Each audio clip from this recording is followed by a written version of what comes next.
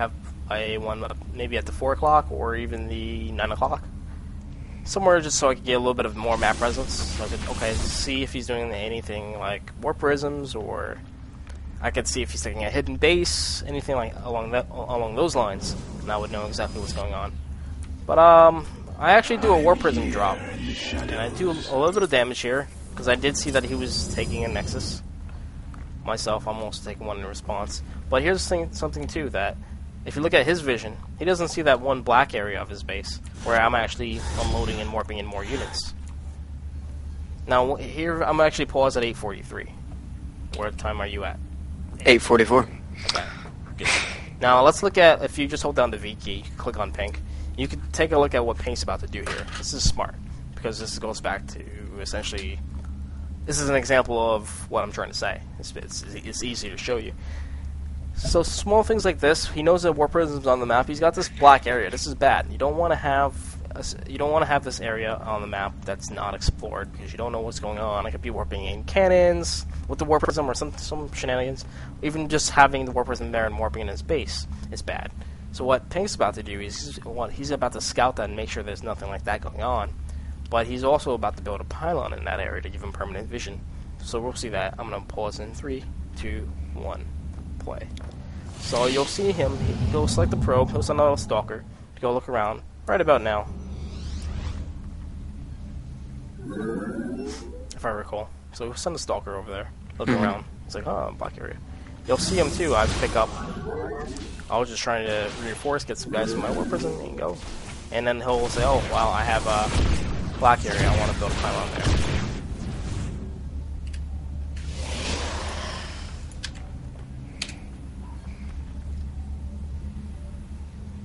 So there's the pylon. It's a little late from what I remember. But he'll put up that pylon now, so I can't do anything like I just did last time. I can't go to that black area and say, okay, he's not going to attack me. I could easily warp in. Don't worry about the little bit of zealous action going on there. Focus back on the pylons. So we see that in pink space, he has one pylon in front of his nexus. What do you think about that pylon? Which on his natural? Yep, natural. In front of his. I would think he would be using that mostly as just an army reinforcement point at the moment. Is that a good pylon placement, do you think? It's good? I don't know, it's pretty out in the open. Yeah, I'd say it's a little bit, well, it could be easily picked off. For example, if my army came down, say this is his only pylon at the natural. Say I were to pick off this pylon, where else would he reinforce? He could reinforce at the bottom of his ramp, like you had that there. So, it's still close. It's still close, but it's still out of the way. Say my army was coming from the right side. Then it would kind of, if he was reinforcement, and that means his army, if he was reinforcing there, wouldn't be part of something like the concave. And then small things like that kind of go in your favor.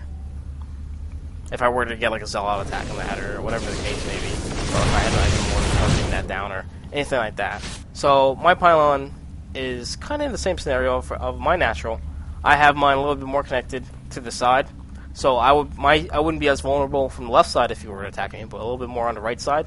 But mine's also connected closer to the ramp, so even if I were coming down the ramp, I would still be in a good spot for the concave purposes. In other words, if our armies are fighting at that natural next to the pylon, the person with the defender's advantage, who can reinforce by your said pylon, if you have like equal armies and equal micro, generally will win the game because of the fact that you have the relatively easy pylon that you can reinforce already have that army already in position, whereas the other person who's warping in has to run and get into the position. Small things like that matter.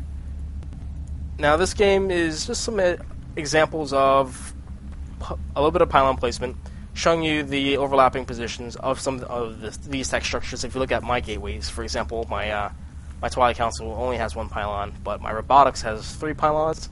Most of my gateways have multiple pylons powering in them. I have one pylon behind my mineral line, again for cannon defense. I have one pylon at my natural. You always want to have at least one pylon when you make a new nexus to help you reinforce. You kind of want to put it in a good spot so it doesn't get sniped. Eventually I will add another pylon by my natural behind the mineral line as indicated before for things like cannon defense.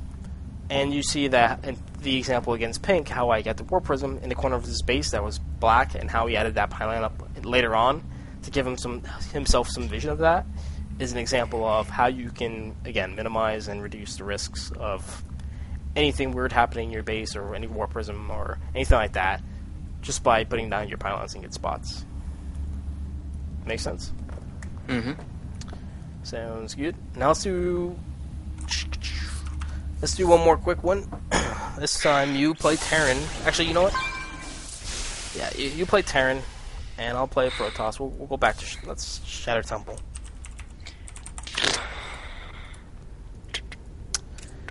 We'll go over some pylon placements. We'll go over when to get those pylons. Go over the cycle. Warp in, check your probes, make your pylons, and attack or defend.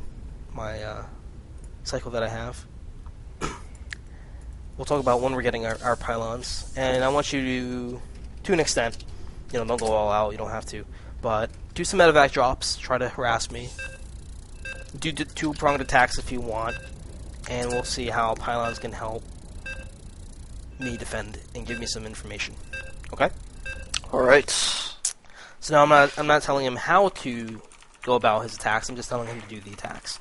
And that's not necessarily cheating because we all know that Terran are going to be doing things like medevac drops already before the game even starts. So I mean, if I were to tell him to play, he'd probably do the same thing all Terrans do. Just badly because I don't play Terran. Then again, it is Terran. It is Terran. You are in good hands. You are at a massive level Terran right now. Congratulations. The formula for how good you are at Terran is your league, your main race league, and Terran add plus two leagues. Cool. So if you're Plat Protoss, you're like Diamond Terran, at least. So my first again, this is not biased at all to anyone watching. Oh, no, definitely not. So my first pylon is going to be, again, I'll give me a little bit further, giving me as much map vision as I can. Again, I'm not going to I'm not going to get rid of all the black areas in my base with just one pylon. Of course, there's going to be some more areas where I will want some more coverage later on. But this one's just a little bit out there, giving me a little bit more vision. Ideally, you want to kind of cover the ramps in case you see some units coming up there. Or if you say, oh wow, he did an early scout, I wonder if he's 2-axing me. Or, oh wow, he did an early scout, I wonder what he's up to. What could that mean? What could that indicate? Stuff like that.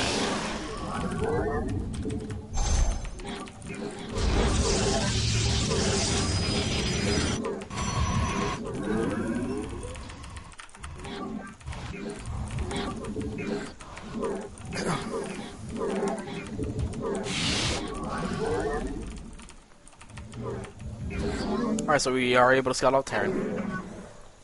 Basically see his build or see what he's up to. Now we're going to need our next pylon. Let's put this one over here. We can high tech. We can get myself more map control.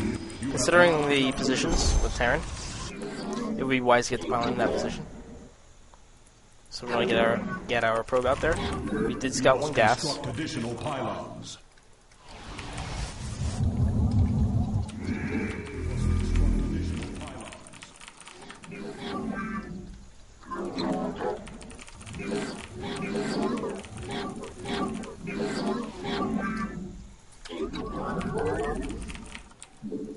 So do you see the SUV stopping for a water break at my Nexus? Because I'm not good at multitasking. Could be stinging out a stalker. Now let's talk about our next pylon. Watch this. This will help me get me a little bit more map control. It's still a pylon that I'm going to be needing, but now I'm going to have it somewhere more useful. It has a little bit more utility. Again, from things that we've talked about earlier.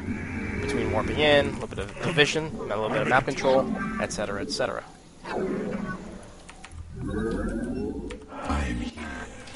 From here, we're just going to kill the SUV at the Zonaga Tower. Sorry. And go in for a little bit of a Zalot Stalker poke and see what Terran's up to. This is kind of when we're feeling out our opponent, saying, okay, what's going on? I serve. At the same time, I'm still macroing back at home. I am here in the shadows. State thy bidding. It shall be as you say. You require my skills. Okay. Now our next pylon, another pylon, do something like this. If you want, you can double up. If you want, at this time, you can double up over here. Let's say I put it where I did put it.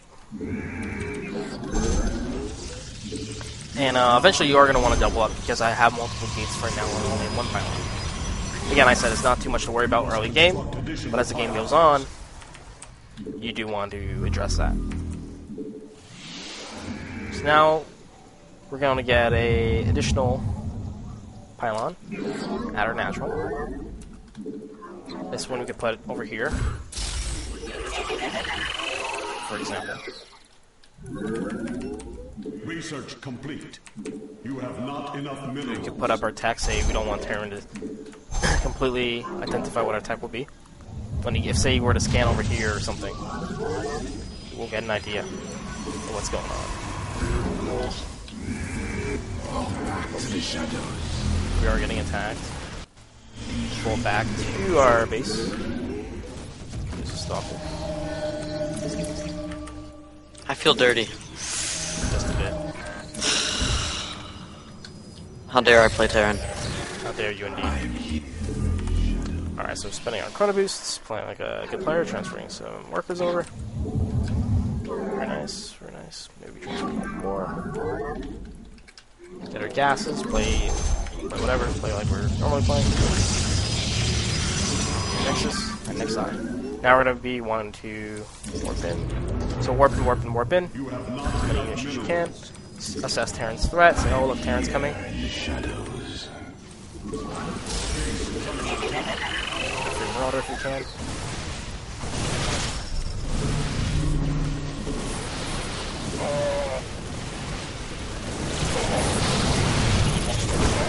Going to boost your gates as the battle's happening. Warping in. So try and catch what you can. Try to micro up. Try to boost your next eye. Doing a hack command to follow his units. Get some guys through gases. Now we're going to be thinking about adding more buildings. Considering that we have our new Nexus pop-up, so I'm say add another gate. Go to 4 gate. Now here's your walls. Get some observers out so you can keep up with Terran. As you can see how I have basically have my entire main base completely covered. I have all my vision, maybe a little missing here, but for the most part, I'm completely covered. Nothing to worry about. I am here in the shadows. And add an additional here.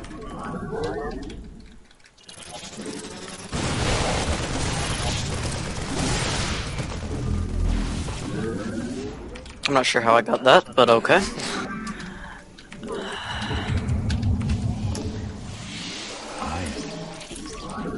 Warp in, warp in, warp in. As we warp in, we'll add more pylons.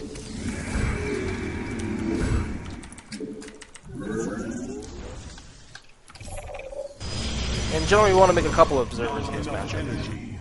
Kind of get an idea of what's going on. Want to keep on his army, want to keep around the map. We'll start breaking some rocks. Warp in, warp in, warp in. As we warp in, we're going to be thinking about pylons. I'm here. So, warp in. This time we're going to be warping in 2 pylons because we're approaching the mid game at 80 supply level. Once you hit that limit, you need to be thinking about 2 pylons per. Getting a couple of observers on the map. Look, one's going to be on his army. The other one's going to be around the map. Establishing a little bit of vision. That was retarded. What happened? Ah! Get the observer! I fail at scans. Oh no. Scans. How do you even fail at scans? I don't know. Don't know. Gonna get our How? next base up. Again, we're gonna get our next base up, and then we're gonna be thinking about our pylons. We go 1 to 2 pylons. How am I failing? One behind the mineral line, and one I don't know. One around the natural. I'm sorry. One around the Nexus. Hockey or Nexus to the Nexus hockey.